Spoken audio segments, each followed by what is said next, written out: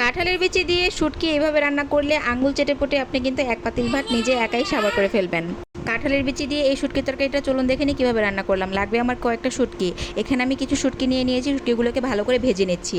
শুটকি খাওয়ার চাইতে ধোয়া পরিষ্কার করা বেশি ঝামেলা লাগে আমার কাছে। তো এখন ভাজা হয়ে গিয়েছে, এখন এর ভিতরে আমি পানি দিয়ে দিচ্ছি গরম থাকা অবস্থায়, যাতে করে ভালো করে ক্লিন করা যায়। এটা কিন্তু খুব ভালো করে ধুয়ে নিতে হবে। এটা হচ্ছে মলা মাছের শুটকি, এই শুটকিটা কিন্তু অনেক ভালো লাগে।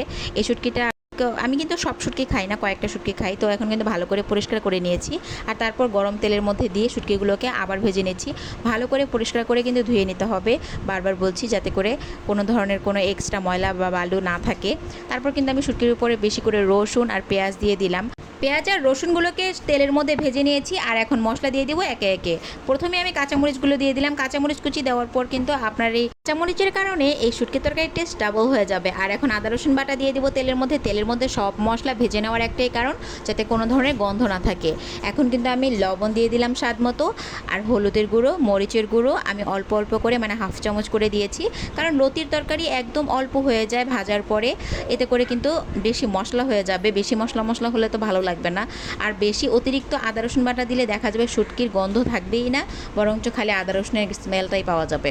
তো এখন কিন্তু আমি সিদ্ধ করে রাখা সেই লতি আর হচ্ছে কাঁঠালের বিচি দিয়ে দিচ্ছি। দেওয়ার পর এখন একটু কষিয়ে নিতে হবে, ভাজা ভাজা করে নিতে হবে। তেলের পরিমাণটা একটু বেশি দিতে হবে। সেদ্ধ করে নেওয়ার ফলে এখন কিন্তু আমার কাঁঠালের বিচিগুলো একদম সেদ্ধ করাই আছে। তো এটা সেদ্ধ হওয়ার জন্য আমার এক্সট্রা কোনো পানি বেশি দিতে হবে না। শুধু লতি সেদ্ধ হওয়ার জন্য যতটুকু পরিমাণ পানি দেওয়া দরকার অতটুকু পানি দিলেই কিন্তু হয়ে যাবে। আগে থেকে কুটে বেছে রেখে দিলে এই দেখছেন কত সহজ হয়ে যায় রান্নাটা।